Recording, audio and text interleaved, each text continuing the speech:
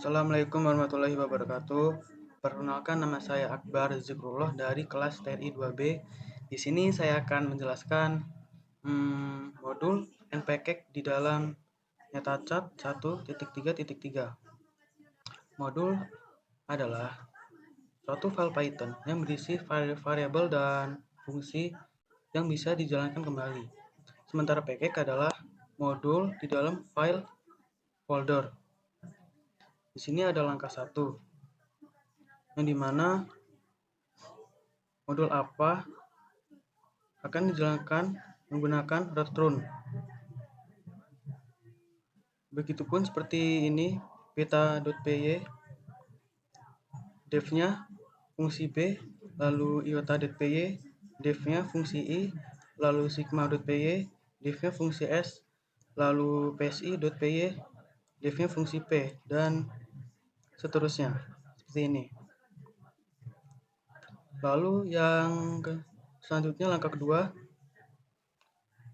mengkelompokkan beberapa grup ya, yang dimana grup itu berisi ekstra atau file ekstra yang berisi modul iota.py,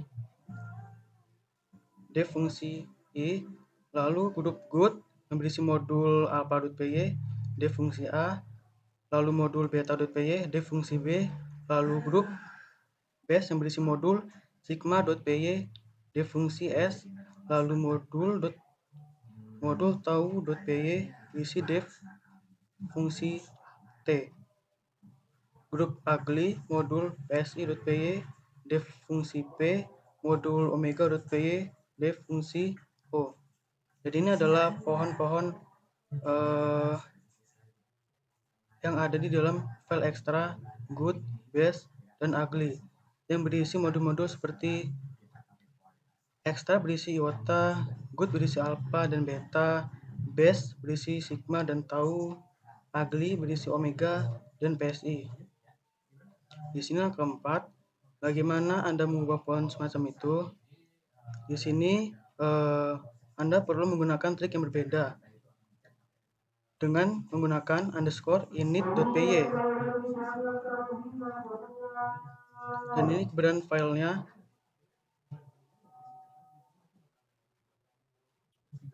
Lalu kita ke langkah selanjutnya, mendownload modulnya ya. Sebelum itu, kita harus membuat 3 file terlebih dahulu.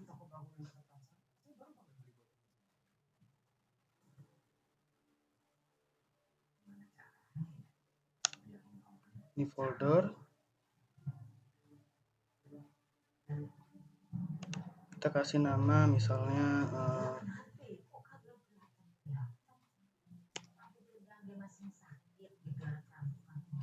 pyc. Lalu di dalam ini berisi modul yang pertama, lalu yang kedua berisi pcak,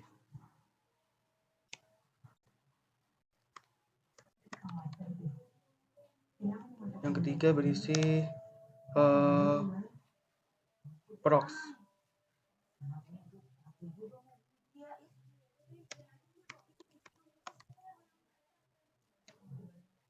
Nah, jika sudah, kita kembali ke download yang tadi ya.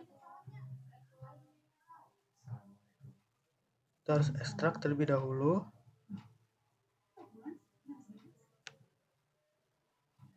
Extractor.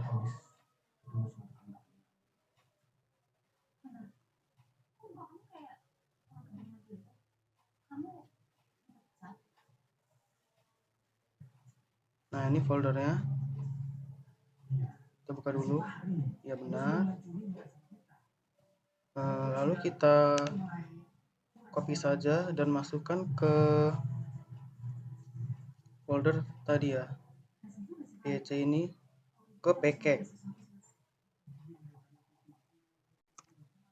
Nah, di sini fungsi modul ini untuk menyimpan modul-modul, dan pcak ini berfungsi untuk menyimpan ekstrak tadi yang kita masukkan. Dan prox ini untuk memainkan hasil runningnya, kayak kode sebelum teksnya tuh ada di netachat ya. Kita akan copy, nah yang ini sebelum teks.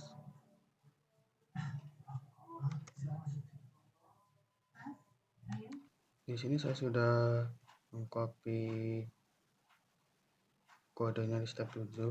Kita masuk ke sebelum teks, lalu masuk ke CMD. Coba kita jalankan apakah bisa.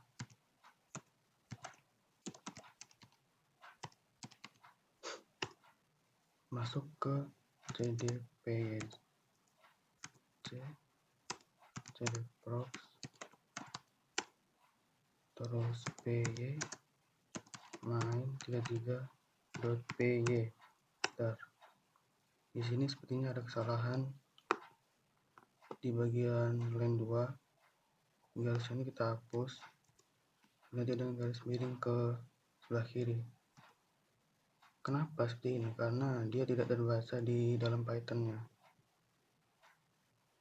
Kita save, coba kita jalankan kembali. Bagian fungsinya ini, fungsi i-nya ini mungkin F-nya gede. Coba ya, fungsi iota-nya F-nya gede.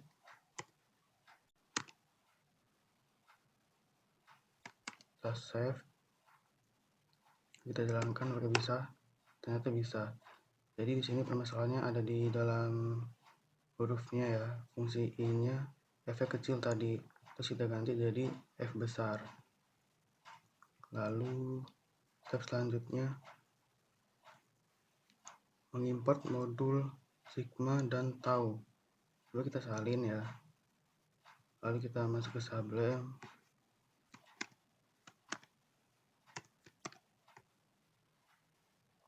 Kita save.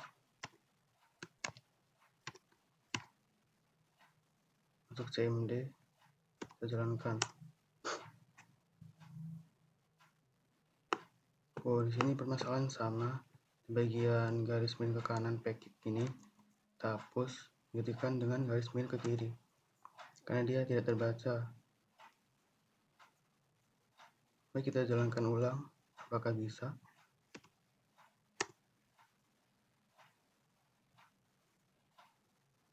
Bagian fungsinya F-nya gede.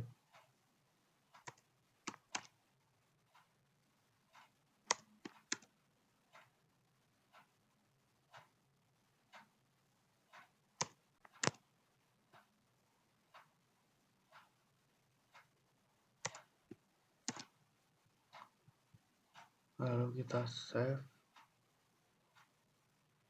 kita jalankan di CMD. Nah, itu dia.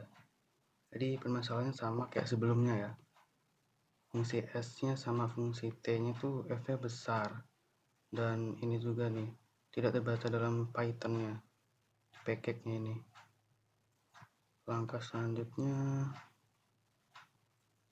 mengimport modul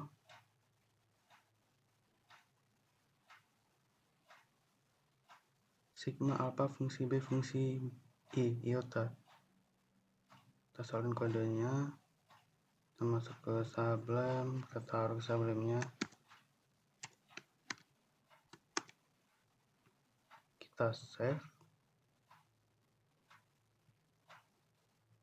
lalu kita jalankan. Mungkin bagian sini kita hapus dulu karena kan kita sudah ekstrak ya, sebelumnya sudah diekstrak, dimasukkan ke package. Nah, jadi seperti ini juga nih, biar terbaca dalam Python. Garis miringnya diganti garis miring ke kiri, ini satu aja. Nah, mungkin fungsinya juga ini F-nya besar semua ya. Coba kita ganti F-nya besar semua.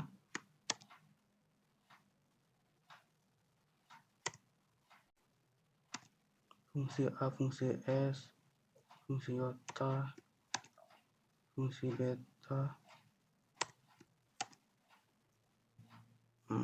Nah ini juga nih fungsi iota bagian import, lalu fungsi beta di bagian import.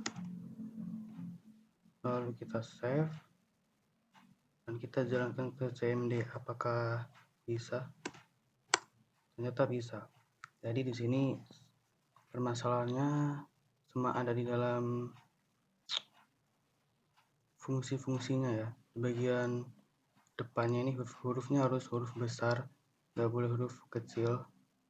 Dan ini juga package-nya ini nggak boleh ada garis 2 ya kayak tadi, supaya dia tuh kebaca di Python. Kalau tadi kan ada extract zip ya, itu kan harus dihapus dikarenakan kita udah mengekstraknya gitu, ditaruh di package-nya.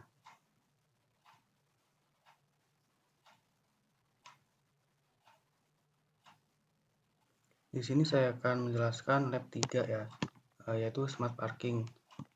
Smart parking tuh kita harus ada simulatornya terlebih dahulu supaya bisa dimainkan di monitoringnya ini. Saya akan menjelaskan beberapa fungsi yang ada di parking simulator. Di bagian definite ini, yaitu daftar kendaraan yang terparkir, lalu memanggil save float data untuk memuat data kendaraan dari file JSON ini.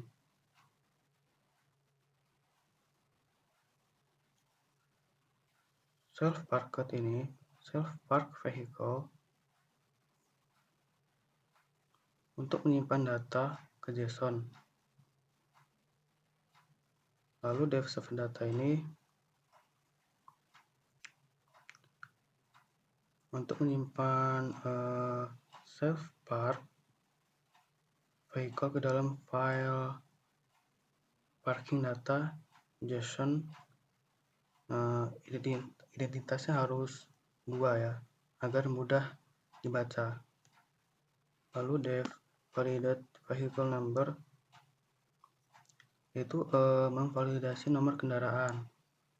Huruf awal itu harus A sampai Z, lalu 1 sampai 2 huruf, angkanya harus 1 sampai 4 digit, dan huruf akhirnya harus 1 sampai 3, contohnya X, X, Y, Z. Lalu ada dev park vehicle. Ini nih memeriksa apakah format nomor kendaraan valid. Jika tidak, kembalikan ke pesan error. Lalu ini plat number, mengubah nomor kendaraan menjadi huruf besar agar konsisten. Lalu for vehicle parked, mengecek apakah kendaraan sudah ada di parkiran. Jika iya, tampilkan pesan error seperti ini, dia sudah terparkir. Tapi kalau tidak, dia akan error. Lalu yang new vehicle plat number, membuat data kendaraan baru dengan waktu entry time dan exit time atau non belum keluar dari parkiran. Lalu self.park ini dia akan memuat perintah jika kendaraan tersebut sudah diparkirkan. Seperti ini, parkir kendaraan berhasil dilakukan.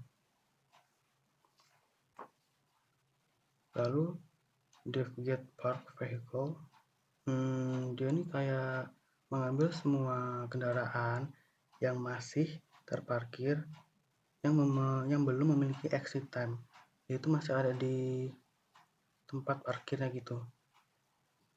Lalu saya akan menjelaskan bagian mainnya ya. Saya akan jalankan di CMD.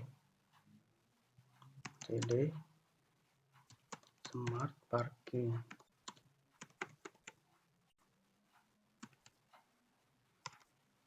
py min m monitoring dot main underscore npm. Nah, di sini kan ada sistem parkir cerdas, yang dimana while true-nya itu memerintahkan sistem parkir cerdas. Lalu print 1 ini halaman parkir. Nah, coba kita ketik ya, 1. Dia akan muncul seperti apa? Nah, dia akan memunculkan perintah masukkan plat kendaraan. Ada contohnya juga nih, ini sama nih. Misalnya kita pakai B 2025 DD. Nah, dia akan berhasil parkirnya dilakukan. Lalu jika kita ingin memeriksa kendaraan, kita ketik angka 2. Nah, ini ada jamnya ya. Tadi saya sudah coba-coba di waktu sebelumnya. Ada tahunnya, ada jamnya, ada tanggalnya. Lalu jika kita ingin keluar, kita tinggal ketik nomor 3 dan seperti ini. Dia akan mengunculkan perintah terima kasih telah menggunakan sistem parkir cerdas milik Akbar. Ya, begitulah hands-on dari